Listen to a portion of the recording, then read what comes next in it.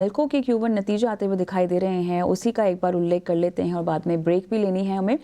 तो जो कंसोलिडेटेड आय आती हुई दिखाई दे रही है लगभग 9.2% घटकर लगभग 74 करोड़ पर क्वार्टर ऑन क्वार्टर ये आंकड़ा आता हुआ दिखाई दे रहा है।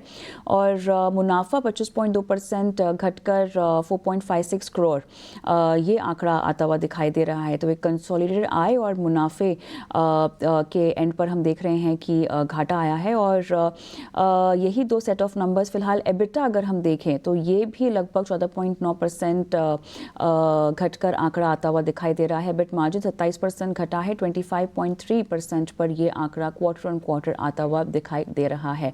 तो नेल्को के जो फर्स्ट सेट ऑफ नंबर्स आ रहे हैं इस पर भी हमारी नज़र है। एक ब्रेक के नतीजे आने वाले हैं नए वित्त वर्ष की पहली तिमाही के। अब ऐसे में अनुमान क्या कहता है नतीजों पर, हमारी सहयोगी अनीशा जुड़ गई हैं विश्लेषण लेकर। बताएं अनीशा। जी हाँ, टीसीएस के नतीजों की बात करें तो इस बार भी थोड़ा सबड्यूड सेट ही आने वाला है। हम एक्सपेक्ट करके चल रहे हैं कि कांस्टेंट करेंसी ग्रोथ 1.4-1.5% के आसपास रहेगा। जो बीएसएनएल डील है वो रैंप अप हो रहा है, बस इस क्वार्टर में क्योंकि इलेक्शंस थे, बिलिंग्स थोड़ा स्लो डाउन हो जाता है, उसके चलते शायद बीएसएनएल रैंप अप थोड़ा मॉडरेट हो जाएगा। ओवरऑल फाइनेंशियल सर्विसेज में भी पिकअप अभी तक नहीं दिखा है, तो उसके लिए क्या मैनेजमेंट कमेंट्री है वो भी इंपॉर्टेंट रहेगा। मार्जिन्स इस क्वार्टर कम होंगे on a sequential basis, almost 130 to 150 basis point का इम्पैक्ट आ सकता है, क्योंकि margin is expected to be at 24.7% versus 26% last quarter.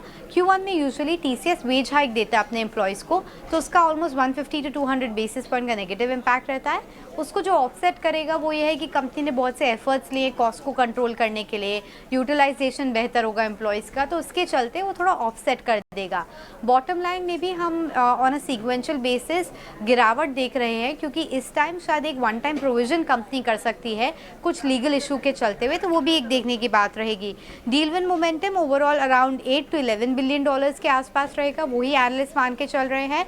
और अदर इंपॉर्टेंट थिंग्स में हमें देखना होगा कि एआई प्रोजेक्ट्स कैसे मूव कर रहे हैं, क्या क्लाइंट स्पेंडिंग बिहेवियर चेंज हुआ है, डिस्क्रिशनरी स्पेंड में पिकअप है क्या, हेडकाउंट डिक्लाइन अरेस्ट हो रहा है, एंड ओवरऑल कमेंट्री क्या रहेगी मैनेजमेंट की, यही इंपॉर्टेंट थिंग्स रहेगी। Because TCS of course first IT company रहेगा अर्निंग्स देने के लिए, एंड उसके चलते बाकी आईटी कंपनीज का भी कॉन्टेक्स्ट सेट हो जाता है, तो काफ़ी इंपॉर्टेंट रहेगी टीसीएस की अर्निंग्स। और आप ही से लगातार अपडेट भी लेनी होगी नतीजों पर। बहुत बहुत धन्यवाद आपका। और